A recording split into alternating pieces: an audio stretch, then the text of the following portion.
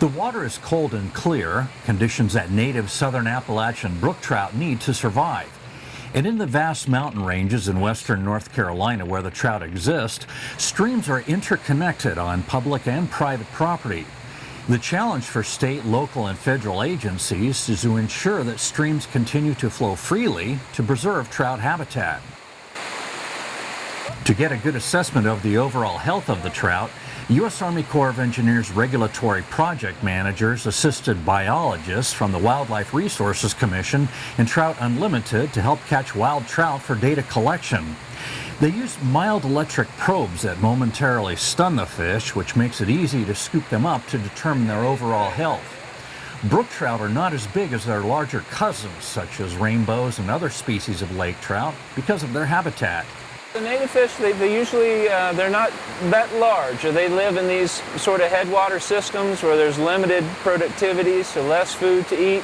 And so some of the fish we saw today are really on the upper end of larger, wild native fish. Keeping hundreds of miles of trout streams intact requires teamwork from the various agencies and from private citizens to ensure the trout's survival. If there is a situation where there was, say, a culvert, for instance, that wouldn't allow fish to pass through, well, then you've cut the habitat in half, you fragmented it.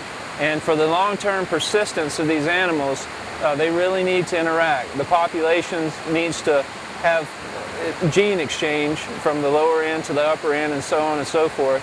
And that effective connectivity is how populations like this have been able to persist for years. What maintains the health of a stream is keeping it as natural as possible. What works best to maintain habitat is minimal interference. We really like the stream buffer.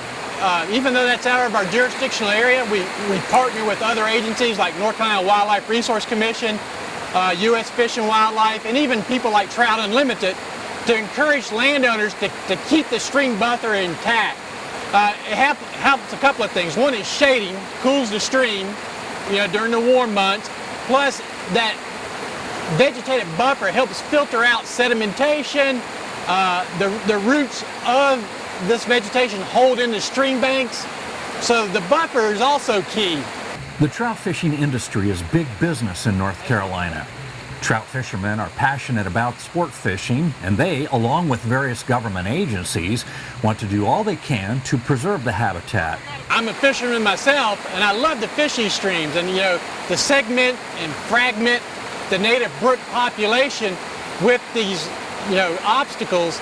We want to encourage folks when they do a stream crossing that they don't segment, don't fragment, because we really want that industry here, and we encourage that industry and the fishing industry that we have. Reporting from Cary Fork in Jackson County, North Carolina, I'm Hank Usingfeld.